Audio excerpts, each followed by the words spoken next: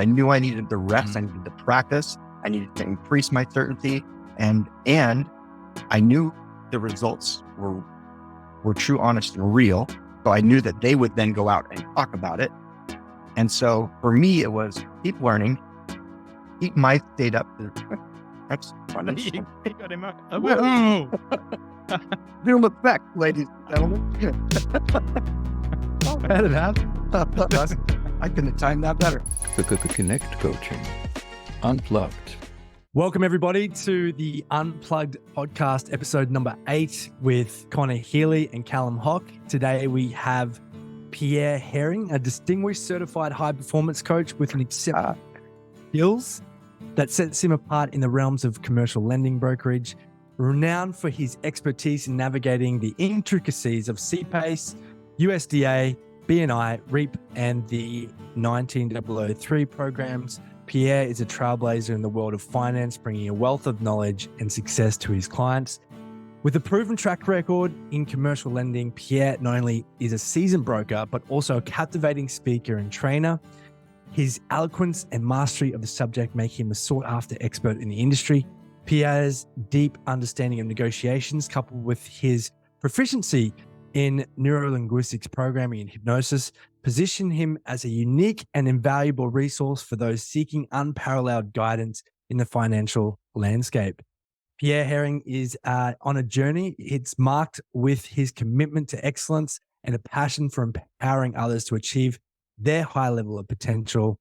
As a certified high-performance coach, he employs a holistic approach to coaching, drawing on his diverse skill set to help individuals and businesses unlock their peak performance.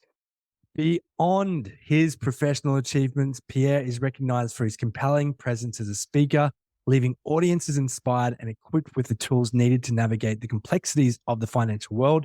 His training sessions are not just informative, but transformative, which we love here at Connect Coaching, blending a practical insights with motivation elements to drive lasting change. In the dynamic arena of commercial lending, Pierre Herring stands out as a trusted advisor, an influential speaker, and a transformative coach with an unwavering commitment to excellence and multifaceted skill set. He continues to redefine success for himself and those fortunate enough to benefit from his expertise. I had the pleasure of meeting Pierre for the very first time back in 2018. He attended one of my trainings, and it brings me great pleasure to invite him into our Unplugged podcast. Welcome today, Pierre Herring. Thank you so much. My honor to be here. Welcome, Pierre. Thank you, Connor. So, Pierre, it's been a long time since we've had a chance to have a proper conversation, and we continue to talk about it on and on and on again. And I'm glad actually that it's going to be a public conversation, because I feel like there's so much to catch up on in your world. I remember the first time you and I spoke, actually, I remember exactly where I was sitting. I was in a hotel room in Las Vegas. I was calling you. I think you're on the road already to the training, driving down from Lake Tahoe at the time. And something just really caught me by surprise on that call. I had a number of calls to do that day. And the surprising thing was I felt this incredible connection to you straight off the bat. And I wasn't sure exactly at the time what it was, but as time's gone on, I've started to realize we actually have a lot of things in common. But it was really your energy that you brought to the call. You were ready to make a change. You were incredibly psyched up for this training, and you were just ready to learn. You had your brain wide open. You were looking for something different. You were looking for something new. Why don't you start by telling us what you were doing at the time and a little bit more about your experience of that training and the transition that you went through to doing what you're doing now? Oh, wow. That's such a big and beautiful question. At the time, I had just actually entered the financial world. And the reason I had entered the financial world is because I had unexpectedly left the world of law enforcement. I told you both the story, but I left because of an injury that was kind of wild and kind of crazy to overcome. And all the things that I was trying to do to overcome that injury, and all the doctors and everything else that were involved, weren't really doing the trick. And I was in a very bad place. And so my wife said, It's your brain. What about hypnosis? And I had never really even considered hypnosis, but I was at that place that a lot of people have been at where I'll try anything. I said, I'll try this too. So I went and I actually Googled that hypnotist in Reno, Nevada. And I found a guy named Bill, who was actually a psychologist who did my background for me to become a police officer way back in 2001. And I didn't know he did hypnosis too. So I called his office, got in, and 2 sessions of hypnosis with Bill did more for me than the 2.5, 3 years of everything else that I had been trying. So I credit hypnosis literally, with no hyperbole, with saving my life. And so after my second session, I looked Bill in the eye and I said, how do I become you? And he showed me some books and he put his arm around me and he walked me over to a wall. He was getting ready to retire and he showed me a picture of him standing next to Milton Erickson. And so he told me a little bit about Milton Erickson and told me there were a few paths I could follow to get to where I could learn a little bit about hypnosis. So I started Googling up hypnosis, and I don't know quite how this happened. I found a phone number for a company and I wrote it just on a scratch piece of paper, and I called it, didn't get an answer, didn't get a call back, and I lost it. But I knew something was important about that number. So I Googled it, and I couldn't find where that number was again. So I just sat with it for a weekend. This was a very important weekend in my life. I'm like, I need to find this phone number. And I was still a little scattered of mind at the time because of my injury. And then one day I tripped and fell over that piece of paper I had written it on. I called it back, and that phone call led to my phone call with you. And even though I had just started finance because my buddy who was a financier knew I was trying to figure out life, I knew there was a bigger, more beautiful, bolder and greater place for me to go.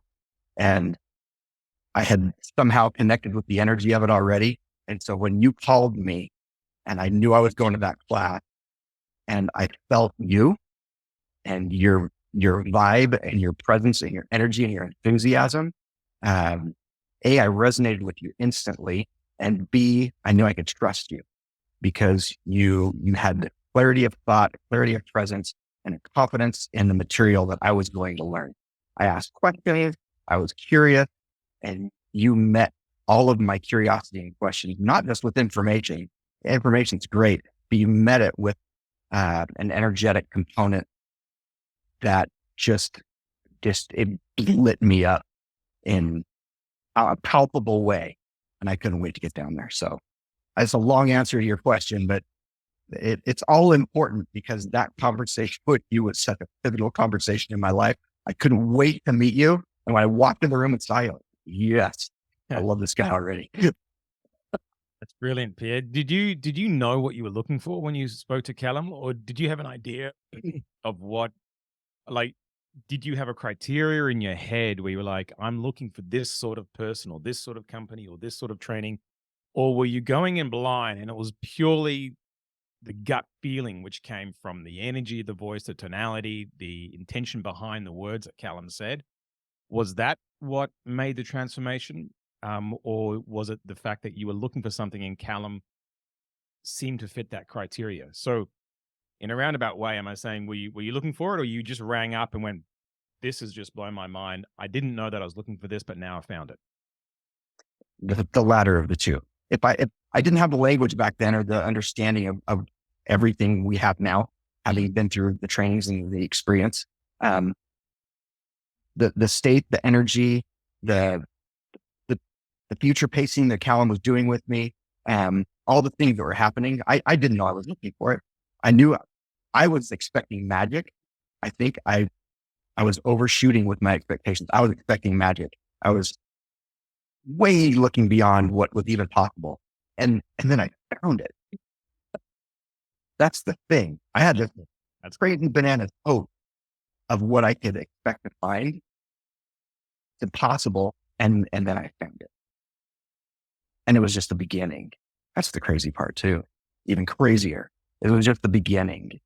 There were always more and more. So when you you arrived at the training, Callum's on stage, you're learning this content, you're going through the exercises. At what point did you realize that this is beyond my expectations? I'm actually experiencing something that I thought was only in my unrealistic expectations. It was in day one of the training. Callum had started telling stories, of course, as he does. And at the very beginning of the training, he told stories, and I'm like, these are some cool stories. And that's what they were in my mind. These are some cool stories. And then later in the day, he told some more cool stories. And it was maybe the third or fourth time I allowed myself to settle into the stories. And I looked around the room and I realized what was happening in the way that I could at the time. I realized something special was happening. It was, like I said, beyond the information, way, way beyond the information. And when I intellectually recognized what I was emotionally and energetically sensing, that was the moment when I knew that this was way beyond what I could have dreamt it was. That's cool. And I love that you say that, because I noticed in that training, particularly because I've taught it a number of times now, that there's usually people in two camps. In one camp, there's people that are going, "Why is this guy telling so many stories? You know, I wish he'd just get to the. I wish he'd just get to the point. I wish, when are we going to start learning hypnosis?" And often those guys come around as soon as they start to slip into that trance as well. And the other camp is the people that are, starting to, or, on the verge of being completely in a trance. And it's amazing to watch. And you've had this experience now that you're a trainer, but it's amazing to watch from the front of the room, because you're just like, oh my God, look at this. It's still fascinating from the front of the room, because there's still a sense of disbelief on my behalf, even though, I must be congruent enough to get the result. But in the sense of, it is that magic aspect to it, like you pointed out. And I guess that's important to mention, because it is a strange phenomena, and it's something that obviously happens to us all the time naturally. But when you start to conduct that process from the front of the room, and you start to see people falling into it through a set of steps that you're doing at the front of the room, it is a magical experience. And then when you then use intention behind that to help people get the results they want, change their internal dialogue, change their internal beliefs or their values, have better decisions being made and new behaviors being formulated. That's really what inspired me to continue it. Because when I first learned hypnosis, I've got to say, I wasn't really interested in it at all. And I never even thought of teaching it. I was more sort of down the spiritual and the NLP side of things. When did you become inspired to take it further than just, being a participant, and then, moving into, wow, I could do this for a living and I could actually help a whole bunch of people at the same time? When did that change? But it was during that 3 days. It absolutely was during that 3 days. I think a key thing you said was intention, because these are things probably almost everyone does, as far as, going in and out of trance, putting other people in and out of trance, but being able to do it with purpose and intention, like on purpose, and have the skills and know the steps and know the many paths that lead to that. Watching what you were doing, by the end of day one, I knew I had to do it. I had to. There was no question. I have to be able to do what he's doing, and I won't be satisfied until I can. But then there was I don't know if it was a disbelief that I could. There wasn't a complete trust that I could actually do that, but I knew I was going to figure it out somehow or another. in this the same, like the same moment, I have to do that. Can I do that? Everything you were teaching led me to believe I could do it. And I think in the very first exercise we did was the that's right exercise. And Yeah. in the that's right exercise, and anybody who's been through it knows what I'm talking about. In the that's right exercise, I was pushed over the belief tipping point because it was that easy. It was just that easy. And that phrase meant so much more to me than that's right in the moment. I knew the intention of the exercise, but in my mind, I had this, I really want to do this. I have to be able to do what he's doing. And that's right. It was that's right moment, but it was like lighting up my future. It was like, that's right. And everything, I was falling in that exercise. I was looking around the room. I'm like, I'm the one freaking out, but that's okay. It was a good freak out, but fall in that exercise because it was just, my feet was landed on a path just that quick. I've told you thank you many times for that 3 days because it was absolutely pivotal in my life. And I've been to a lot of hypnosis trainings now, and I've watched a lot of people train hypnosis now. And that training and your delivery was special and magical. And I can get emotional thinking about it right now because it was so big for me. And you freaking nailed it, man. I'm grateful you said that, but to be honest, the experience is different for everyone sitting in front of me, and really, the people that have a great experience are the ones that go all in, the people that are playing 110%. And I essentially just become a guide at the front of the room because at the end of the day, you have to choose to get the results and make it happen for you. It's to do with process. So, I'm incredibly grateful for the kind words, but there was also something special about the way you came into that training and the way that you poured all of your heart and soul into it. And it's something that I've noticed after getting to know you more that you do with everything. You do it with your relationship with your wife, Laurie. You do it with your kids.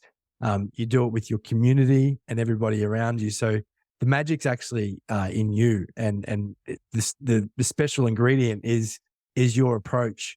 So I'd like to dive into that a little bit more because you went back and started doing one-on-one hypnosis sessions straight away. You got Laurie involved, and you guys did all the other trainings. You become a trainer, and you delivered a few trainings together, and then you landed a really big corporate contract as well. So, yeah. So, tell us more about. Could I ask one question? In it's sort of bridging the gap between that one training and starting your career. When you decided to do more, were you clear on what direction you were going in, or did you just have a gut feeling that this is the right direction and it will be successful? I just need to keep putting one foot in front of the other. I was absolutely clear and brilliantly unclear at the same time. Okay. I knew I was going to do hypnosis, but everyone, you read all the marketing books and you talk to everyone and everybody's like, pick a niche and you really focus and get really tight on your niche. And I really struggled, and to this moment struggle with that because I have such an expansive knowledge of what hypnosis can help people achieve, that focusing on one little niche is really, that was the hardest part for me. I think walking out of the training, I want to help everybody and I know I can. So yeah, I knew I was going to do hypnosis. I couldn't find a niche. So as Callum said, Laurie and I just started, we're going to help people, and we just started helping people. And then over time, the big windy, the big broad river kind of narrowed just over time into where I could find where I felt I could make the most impact and run deep instead of wide. Nice. I love hearing that. So, sorry, Cal, No, that was great. I'm glad you asked that question because often people don't, whether it be coaching, whether it be therapy, counseling, whether it be, hypnosis or any other modality that you're using, massage, Reiki, any of those things, getting into it and learning it and being inspired by the methodologies, it can be enough to make the decision that you want to do this for the rest of your life. However, there's that phase 2 that Connor and I always talk about, which is something that, Pierre, you described it as, the wide river that slowly narrowed over time and got depth to it. That is a process in and of itself. And you can either be totally committed to the path to the point where you'll just hang in there for long enough to figure it out. But what I sort of find unfortunate, and it's upsetting for me at times to watch incredibly talented coaches and therapists and hypnotists out there who drop off simply because they aren't clear on what phase 2 is. And Pierre, just so you get initiated into the idea of phase 1, 2, and 3, it's based off the South Park underpants gnomes that went around stealing all the underpants in South Park, and the kids chase after them and find them in this cave, starting this big factory underground. And the factory basically turns the underpants into profit, but the underpants don't know what phase 2 is. And that's their business plan. They're telling the business plan, well, phase 1 is to do the thing, do the coaching, do the therapy, do the hypnosis. And they know what phase 3 is, which is they want to make a lifestyle. They want to make money. They want to make a profit, but often don't know what the middle phase encompasses. And they, whenever they get asked what phase 2 is, they just simply shrug and go, I don't know, and then look at each other going, I don't know. So yeah, I think that is important to point out, because often those steps aren't clear, particularly if you've just been inspired totally and utterly by the results that you're able to get with the modalities. Because a lot of people come into this firstly wanting to help themselves, and then realizing, wow, I can actually help so many people with these skills, and I'd love to make this my business and transition out of what I'm doing now to do it. But don't know that those middle phases. And I guess for you, coming from a law enforcement background, you weren't in your own business. So I think, kind of before we riff on that other stuff, the longer term story, how did you bridge that gap of what phase 2 is? How did you discover how to narrow the river to make it more, to gain more traction and get more depth? What was it you did to sort of educate yourself in that arena, and how did you bridge the gap for yourself? I'll just for the viewers, from law enforcement, that is very regimented. That is very orderly. That is very process driven. When you become an entrepreneur, there are no set books to read. There's 1,000 books to read, but when you're in certain industries, there's one book to read, and that's the book that you follow. When you put on your entrepreneurial hat, it is literally abundance, and it can be overwhelming with the amount of information that comes your way, and how to systematically pick the bits of information that would be relevant for you and have that certainty that is the right information, then have the certainty to take action on that and do it at 100%. A lot of people in life, if you walk into a room and the lights are off, even if you've been into that room 1,000 times, you will still tiptoe. When a lot of new people who go into business, the lights are off. And even though they've read all the books, they're still tiptoeing forward. And it takes a long time. No one's switched on the lights for them to tell them, out of all this information, here are the 10 steps that you need to take. Everything, 120 other ones are important, but these are the ones that you need to take. And if someone could do that, I think that would be a massive help in the world. I know a company that does do that, just on a side note. But how did you, because it would be a little bit overwhelming.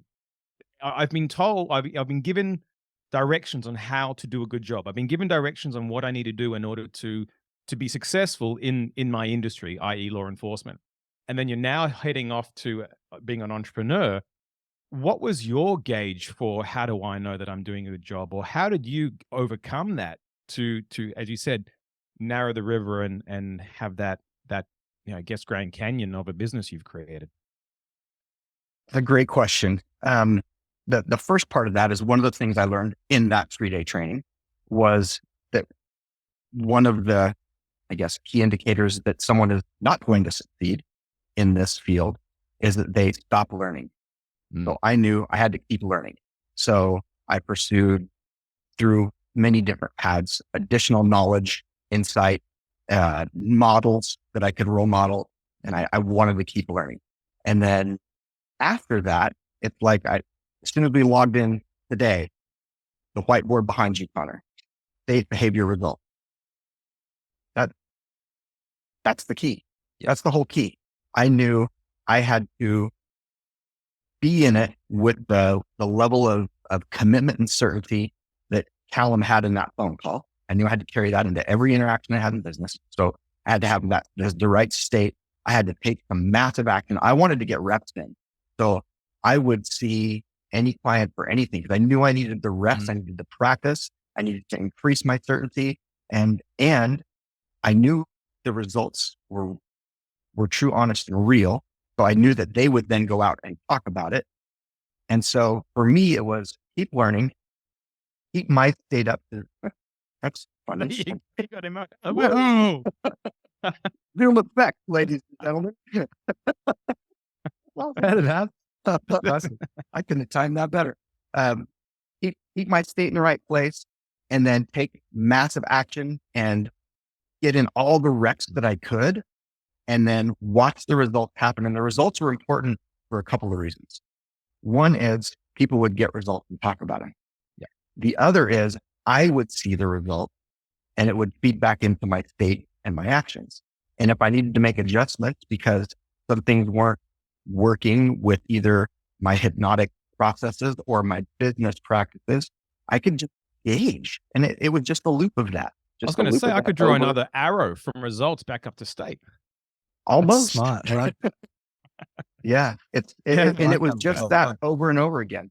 And Lori and I put this much effort into our social media, but the results were so good that people just talked and our business just came from word of mouth and from social media. That was it. And then we just, as our confidence grew and we became busier, we just kept changing our pricing and our structure and our process. We just kept tweaking based on the result. And we just let the process feed into itself over and over and over again. And that's what gave you the certainty that I can do this for the rest of my life. Absolutely. Absolutely. And I read the marketing books and I signed up for this marketing program and that marketing program and took the bits I liked out of each and what worked. Again, looking at the result, what freaking worked. And I would keep that. And then I'd move on to the next thing because I didn't want to stop learning there either. Nice. Now, normally with new businesses, there's a time where you're in first gear and I guess if you imagine a graph, it's sort of slow, steady growth. But at some point in most businesses, there's an inflection that, there's a point where it just goes, it starts to accelerate a bit more. Once you've reached some sort of traction or some sort of exponential growth, it then goes a little bit steeper. How long was it for you? And do you remember when that point was, when it sort of took off for you? I have a hard time thinking of years or time, but I do remember that moment when I realized that things were ramping up in a pleasantly surprising way. Yeah. And it was a pretty epic moment when I thought, okay, this is, I remember actually a moment where I was sitting at my table at my house and I thought, and I've never said this in public before, but I'm like, I think I'm kind of legit now. Like this hypnosis stuff. Hey guys, Callum and Connor here from Connect Coaching. I hope you're enjoying this episode of the Unplugged podcast. We're jumping in to let you know about something really exciting, the Forever Client Matrix. Absolutely. What we love doing is lighting people up and helping them realize that their future is bright, and most importantly, making a difference in this world. So we are very excited to be able to share this with you. If you want to turn every prospect into a forever client, then please click on the link below in the description and get instant access now to your preview of the Forever Client Matrix. Enjoy. And it was kind of a cool moment. Can you unpack what was happening in that moment? What that information was that came your way that got you to say, I'm legit? Yeah, it was an influx of interest and business from a surprising group of people that I never thought I'd have access to, that were suddenly interested in what I was doing. And it was wonderful. Awesome. And was that a result of the consistency you did on social media? Was it referrals? Was it, I mean, I'm assuming it wasn't paid advertising, but because there are a lot of listeners who are doing this and they're looking to do that. And without giving, details of names or anything like that, but right, sort of the ingredients that led up to that point, I guess, is what I'm looking for. So were there any ingredients that stand out that you went, oh, this happened, these set of circumstances seem to all fall into place, and then there was that upward trajectory? It's interesting to break down, or the elements in that molecule. Yeah. I have to say, hands down, the most important one is getting results for my clients. And I say me getting results, helping clients achieve the results that they desired. That is the number one, no questions asked, most important thing.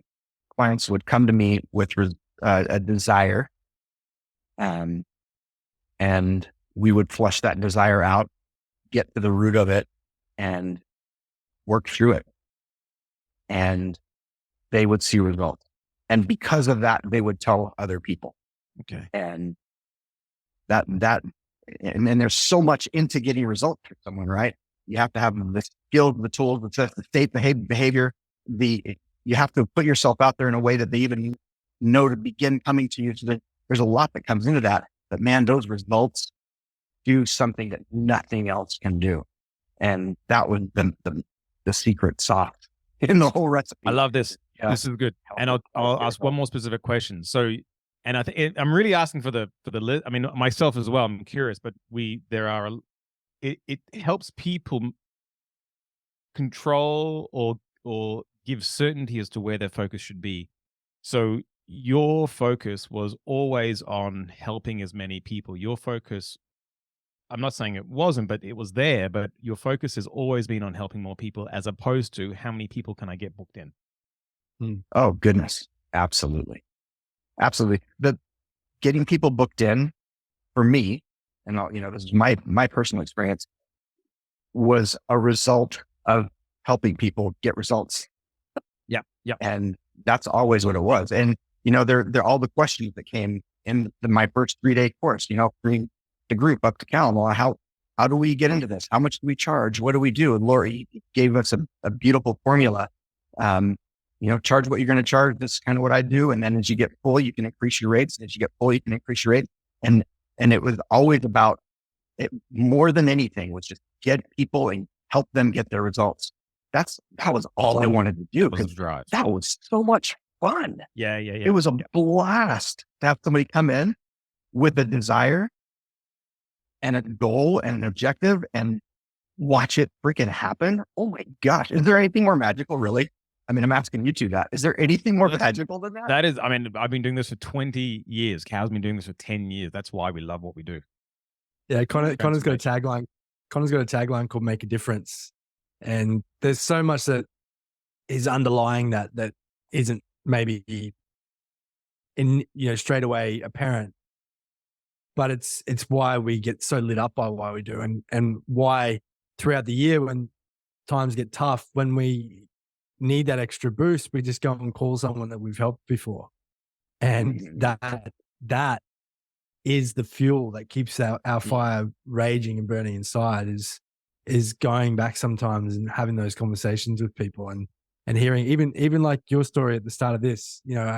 I don't always take compliments quite well, but it made me feel so good inside to hear that story of your experience, because it's why I got into this field in the first place. Everything else has been a bonus and cream on the top.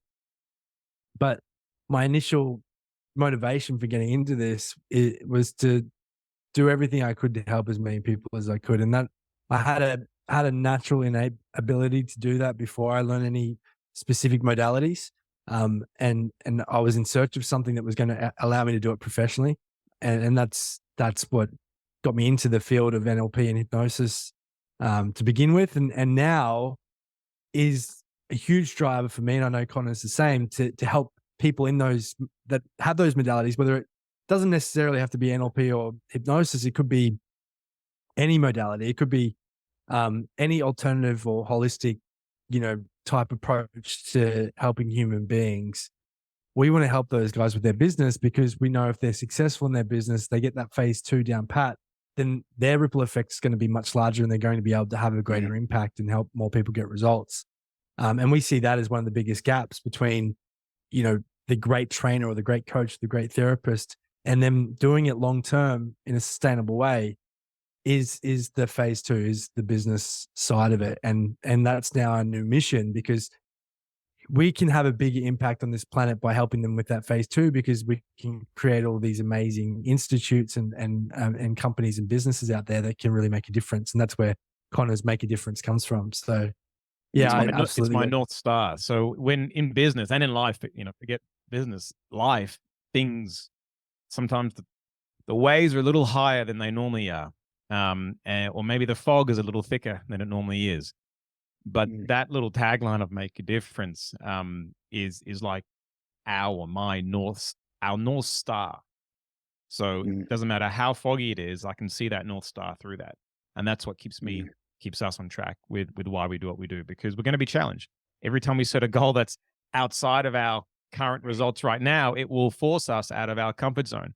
And that's the thing. We know that. We hate it I say we hate it, but it's uncomfortable. But we've set ourselves in that motion. This hurdle I have in front of me right now, this brick wall, is only because I want what's on the other side. Now, as I'm trying, and maybe I slip and I fall a couple of times trying to climb that brick wall, I have to that's when you have to remind yourself, this is why I'm doing what I'm doing. And that's making a difference. Yeah, that frame, you shared that with our team early on, Connor, and that frame completely changed my thinking about obstacles and challenges that pop up in business, because you always pointed it out to us at those times where everyone was feeling the pinch and everyone was like, oh my God, this is hard, this is challenging. You would always say the only reason we're experiencing these big challenges is because of the lofty goals that we set for ourselves. And these roadblocks, these obstacles are just a representation of us actually achieving our goals. And if they weren't here, we wouldn't be doing anything meaningful or impactful. So the fact that they are here and the fact that we are banding together to overcome them mean that we're getting closer to achieving that objective that we set out to do. And that's to have a global impact. So that frame completely changed my life. Completely changed. It changed mine. I mean, I had to reframe for myself. So, because I was up against it. I think if in order to help others be the best version of themselves or overcome any obstacle or whatever it is, the first reframe you give is actually for yourself, because you have to believe what you're saying. You have to believe it. In my mind, like, I have to believe, otherwise there'll be a high level of incongruence with what I'm saying and what I'm doing. And in order to be authentic and just be okay to blurt out whatever's on my mind and not have to filter it, you do have to have a level of alignment within yourself and conviction and congruency, because otherwise you'd be disingenuous and people would be able to pick it up, and you would have to unfortunately spend all that extra energy filtering every single word that comes out of your mouth, and that's tiring, and that's not sustainable. That is, and this brings up another element in that molecule. Yeah. Oh yes. A little bit ago. Certainty. If there's anything I learned from you, Connor, it is certainty is key. It is prime. And I knew that, but I didn't have the language to support it. It was like this kind of thing that was somewhere in me. And like, that makes sense. But when you said it the first time you said it to me, I was like, oh yeah, that makes sense. But then you said it over and over and over, and then you modeled it over and over and over. And I'd hear you in conversations in the group. I'd be in conversations with me and you and one other person. There was always certainty if it wasn't spoken, it was modeled. And if it was modeled, it was almost always spoken. I mean, there was so much around certainty that also became a part of me. And I have to say, that was as impactful as all the formal training I got, if not more. Because, being in a classroom and doing the role plays, that's great. But watching you out in the wild, be certain the way you were and are, and being able to be in that space with that certainty, it gave me the power of certainty in a way. So you look at that. Look at that. Gave me that again. I love that. It gave me the power of certainty. And certainty does something nothing else can do. Bingo. It absolutely does. Pierre and Callum, you know that I have post-it notes next to my screen. I'm very visual. I like to have visual cues to keep me on point. And I've had a massive 2 weeks, like overloaded, family, commitments, everything has been busy. And I needed to remind myself of my North Star. And when I do that, I get words that bubble up to my conscious mind. And for the last week, this is it. It says impact. We're making an impact in the world. Second word is certainty.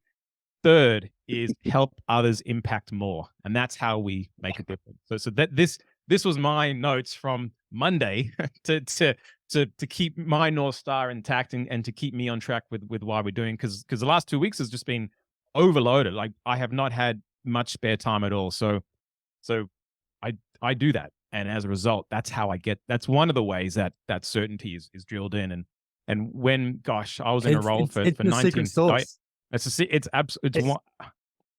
your secret sauce. And I've seen, and Pierre's talking about modeling it from you. I've seen it be transferred from you to the team, or you to an individual, just through your conversation with them. And I think that's what Pierre was talking about when he said how impactful it is. Because when you do have that level of certainty, it rubs off on other people. It's a stronger transport. You transfer that easier than rapport, I believe, because when there's so many other things that come with you being around people who are certain in what they're doing and certain in the direction that they're taking you, you instantly have trust, you instantly have reliability, you instantly feel safe and secure, and all those other things, that the direction that you're on, the path that you're on, is the right one. And often they're the key elements that people need when they're first talking to you about your therapies, about your coaching, about your programs. They need to feel that this is the right direction, that they're not wasting their time. All those bad experiences that they may have had in the past with other people was just so that they could lead themselves to you. And now they're in the right hands, and now they're on the right path, and now they can trust that they're going to get the results that they want, and they feel like they can rely on you. And if you can do that, and it is back to that flip chart behind you, state, behavior, results. If you can get yourself into that state and have that behavior, and I know, Connor, it hasn't always come naturally for you, because often, and I get to see this in private, you like to, if there's any uncertainty in the way that you're thinking, you often like to take 5 to get clarity first. And I think clarity precedes certainty. You like to take 5 to get clarity in your mind first about how it all fits together. Correct. Then you gain congruence with yourself internally, and then you project the certainty out on everyone else. If you want to model, that's probably the phases of the steps that Connor goes through after watching him. But it is something, and it can be used both, Pierre, in your circumstance when you're working one-on-one, coaching people or training a group, but it also works in sales. We talk about it in the Forever Client Matrix, where we've turned transactions into transformations. You need to have that level of clarity. You need to have that congruence within yourself so that you can project certainty onto that prospect that will eventually become a forever client. And the reason why they become forever clients is because you're always certain with them. And they don't need to go anywhere else and look anywhere else because you've walked the path already, and you're giving them what they need all the way through by your conviction in your clarity and your certainty. So yeah, I think that's a great formula to remember. It's, and the first one is clarity before congruence, Connor. There's clarity precedes congruence and certainty. It's a amazing formula. I'm glad this conversation has drawn it out of us, because I guess it's unconsciously competent in Connor. Yeah, it's there you go. Unconsciously competent.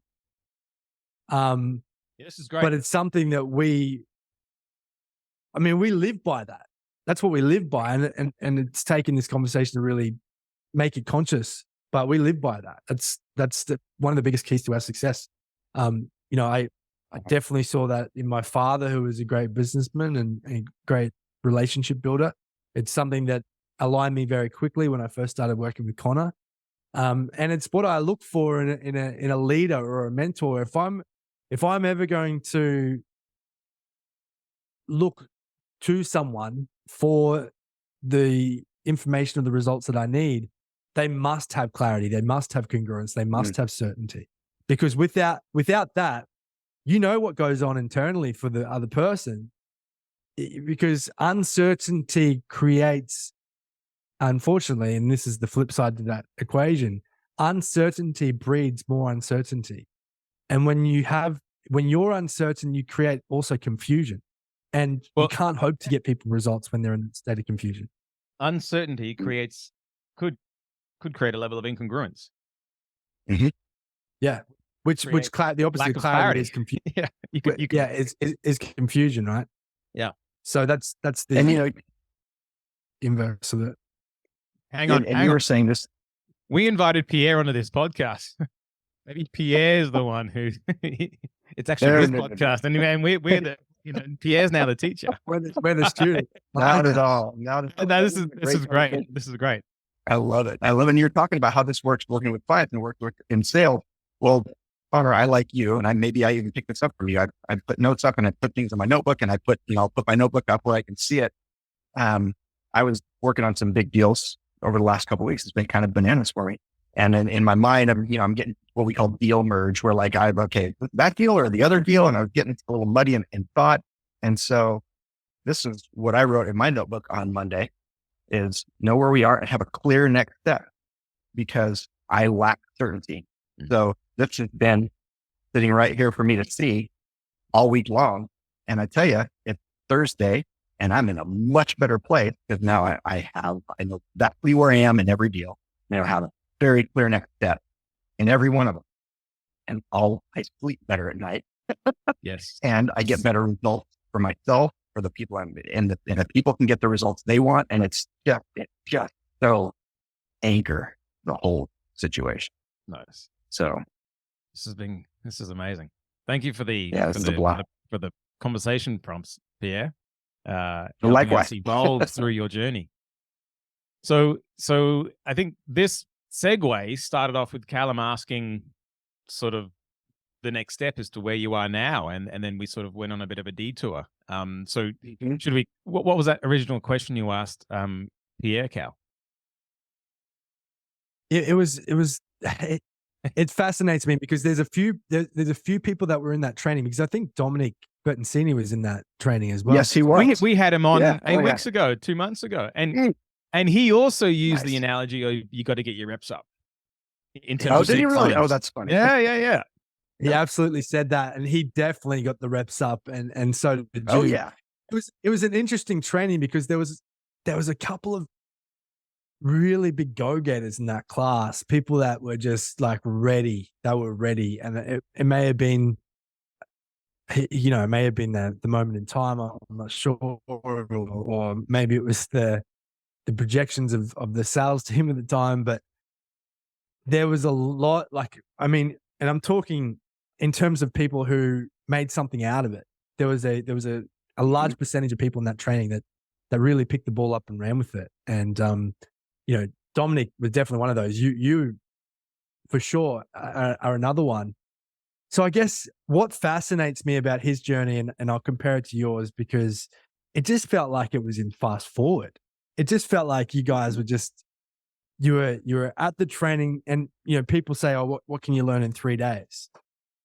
Which makes me laugh. It makes me laugh because I've seen so many people just do amazing things after that training. But what can you learn in 3 days? And then you guys are both just working one-on-ones, and you're working in trainings, and then you're landing these huge contracts. He was mentioned on the Joe Rogan podcast. He's filling hotel event spaces in Las Vegas, and you're working on these large scale projects and deals. What was in the water at that hotel? Like what was it? Do you feel like accelerated that your momentum? Because it's not the typical case. People, and I don't mean any disrespect to anybody out there that still after that training or after any trainings that are similar to that, still after a few years, still feeling like they're pushing and not getting to where they want to be with their business. But I guess this question is to help those guys get there faster. What do you think?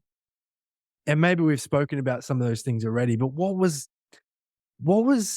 there more to it? Was it your ability to say yes even before you were ready? Was it an element of faith, or was it an element of you just feeling like you're on the right path? Because I don't think that it's a coincidence that Dominic had those amazing things that came across his plate so quickly, and I don't think it is for you either. But I would like to flesh it out so that other people who are listening to this, who may not quite be where you guys are at, can get there faster. Can you help me out with that? Because I'd love to know myself.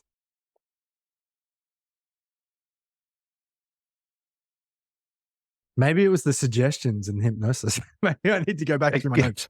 But could have been. We have to look. Well, I have a question for you as far as that training goes.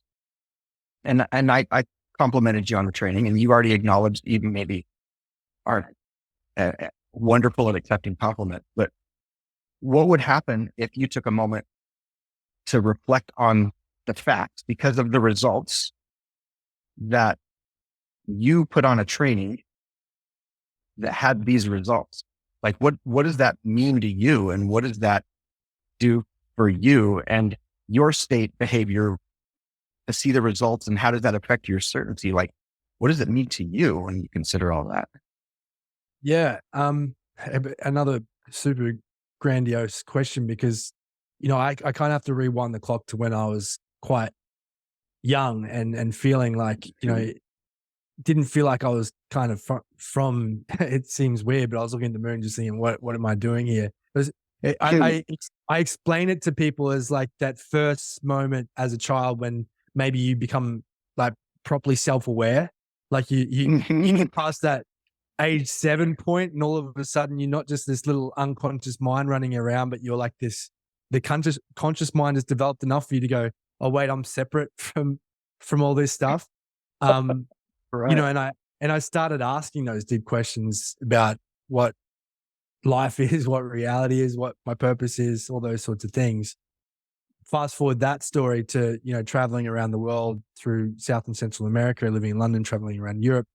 My passion was people, and my passion was helping them and inspiring them. And I talked the other day on a podcast about, helping them take that goal that they put on the shelf, no matter what age they are, taking that goal off the shelf, dusting it off and believing in it again. And, if I fast forward the clock again, when I came on board with Tad and working with the TJC, there was some pinch me moments where I was like, wow, like you said, maybe I'm legit now.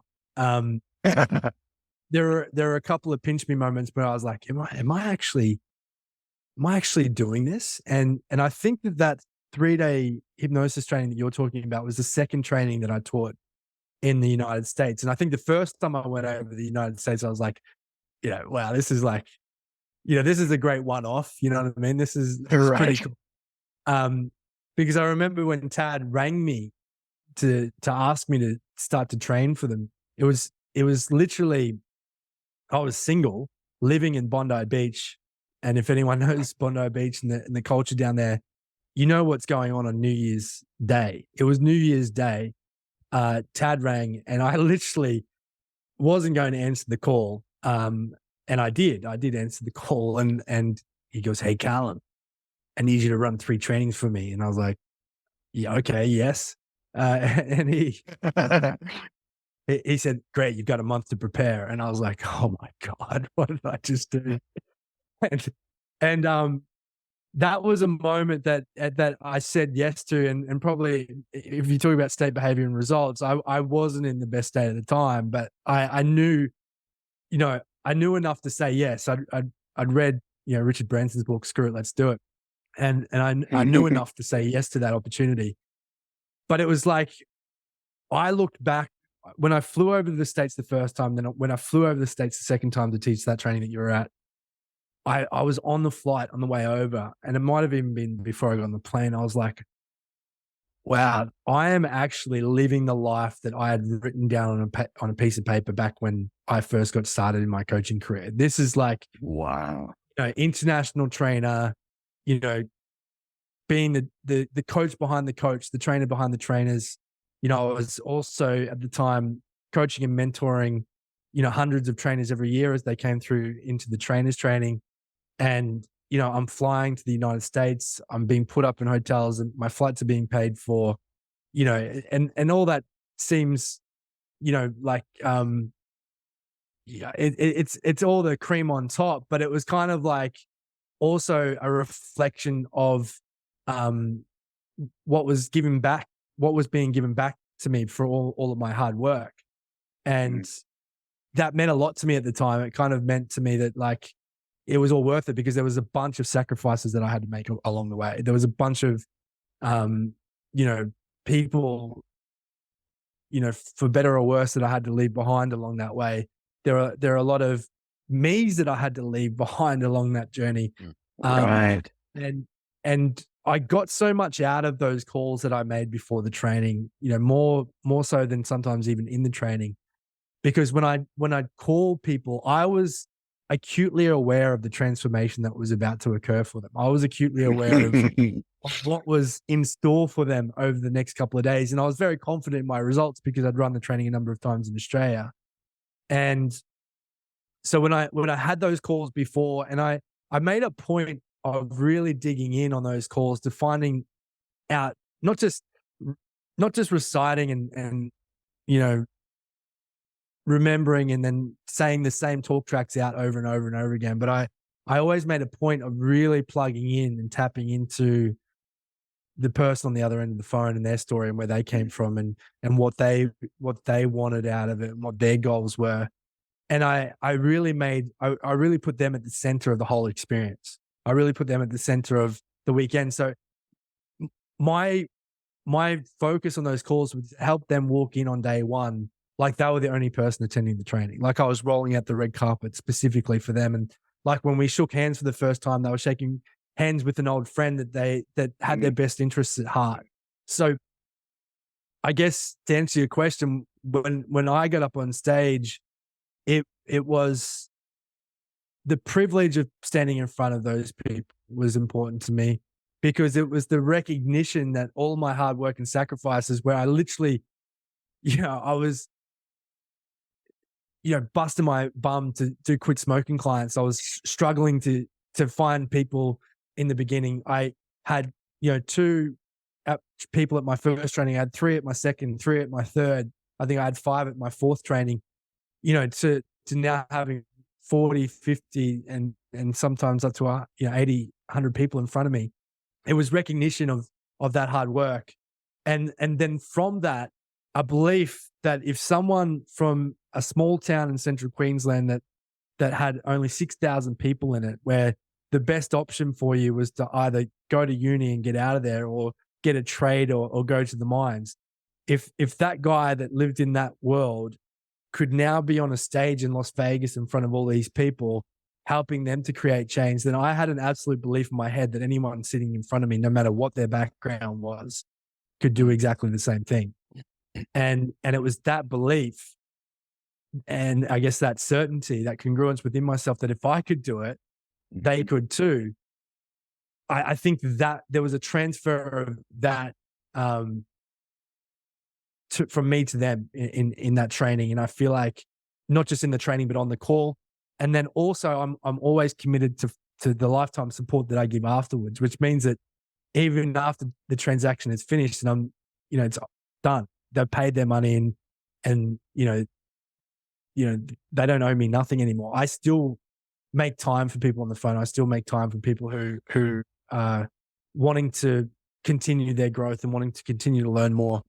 And that was because there was some key people on my journey that took that time out for me. Connor was one of them. And invest, Sue Brereton was another one. Rosemary English was another one. Simon Gledhill was another one. There's some Ross O'Reilly, just so I don't miss anyone. There was some key people on that journey that did that for me. And those conversations, and sometimes they're only short conversations, made all the difference in me. Like that's on your post-it note, Pierre, allowed you to get clarity on that next step. Because you don't always know that next step yourself. You don't always know that next step because you're not conscious of it.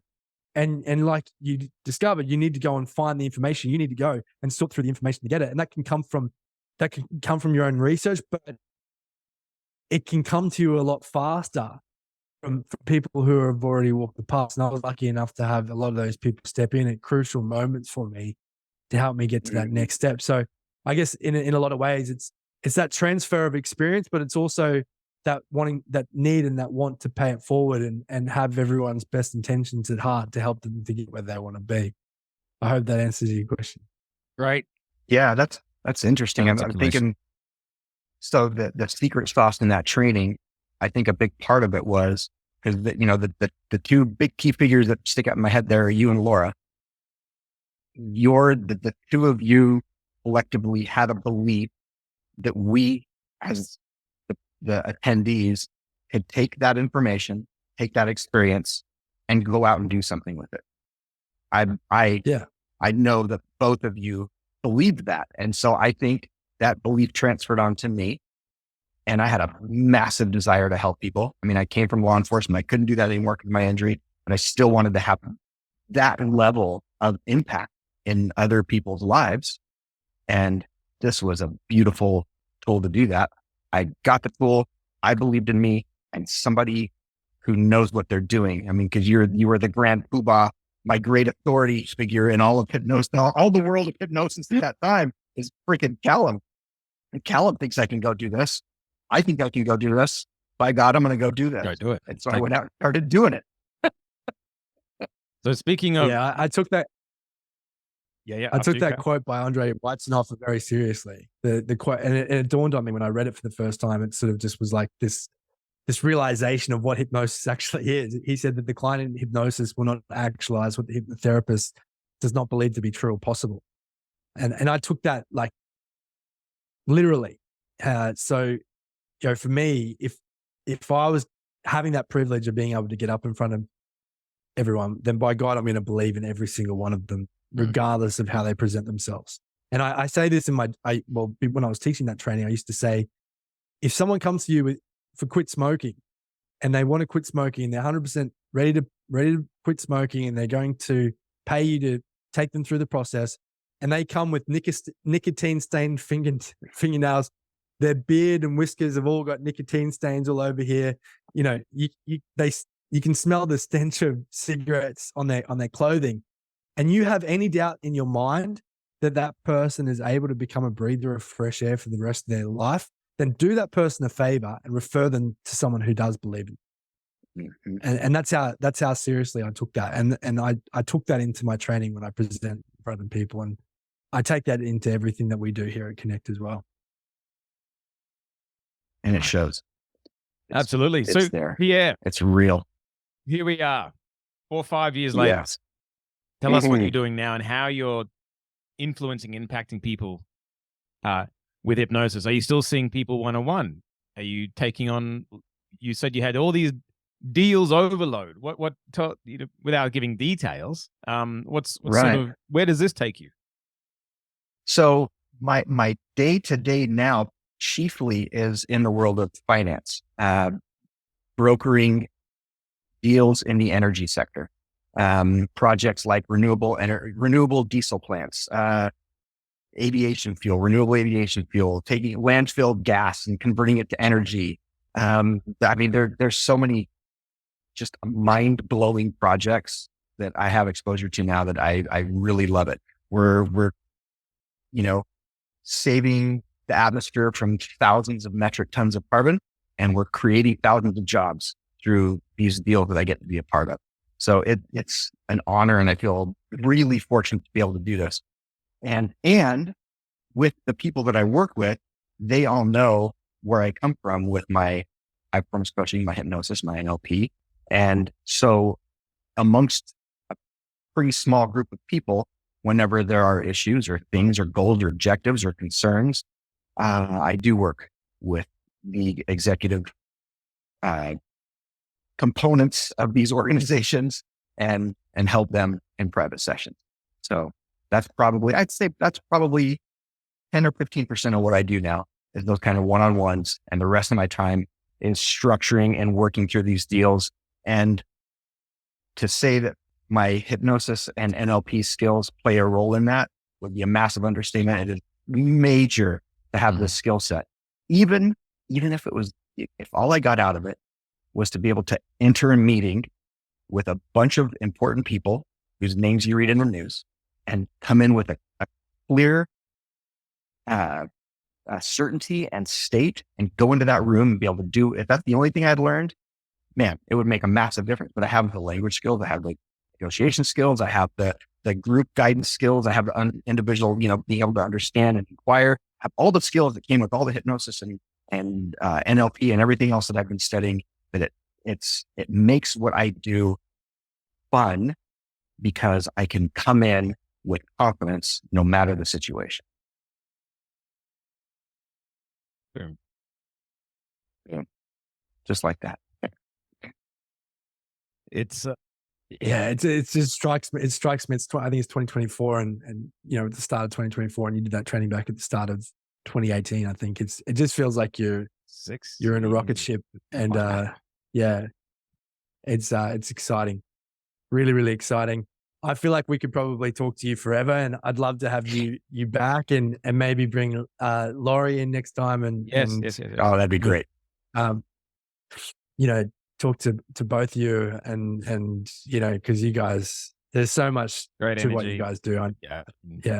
Yeah. And she has an incredibly fascinating story, and the things she's doing blow my mind with this. I mean, the direction she's taken her hypnosis, I think you'd have fun talking with her and exploring what she's doing, even just from how she's incorporating hypnosis into her work with clients. It's amazing to watch. Well, okay, that's cool. So she's incorporating hypnosis into the world of finance. No, she is doing just hypnosis. That's what she's doing. Yeah.